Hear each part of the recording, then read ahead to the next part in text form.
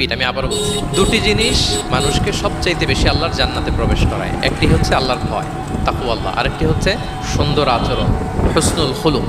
এখানে বলা হয়নি যে নামাজ মানুষকে বেশি জান্নাতে প্রবেশ করাবে, রোজা প্রবেশ করাবে, জাকাত করাবে, হজ করাবে, এমন কিছু বলা হয়েছে না, বরং সুন্দর আচরণ মানুষকে বেশি জান্নাতে প্রবেশ করায়। আমরা অনেক সময় ইসলামের এই এসেন্সটা ধরতে পারি না। দেখবেন যে খুব নামাজি কিন্তু খিটখিটে মেজাজের লোক, খুব নামাজি স্ত্রীর সাথে খারাপ আচরণ করে, খুব আল্লাহওয়ালা প্রতিবেশীর সাথে ঝগড়াঝাটি, খুব নামাজি মানুষ কলিগের সাথে সম্পর্ক ভালো নাই। এরকম লোক আমাদের সমাজে আছে না নাই বলেন? তার মানে ইসলামের যে ট্রু এসেন্স এটা ধরতে পারে নাই।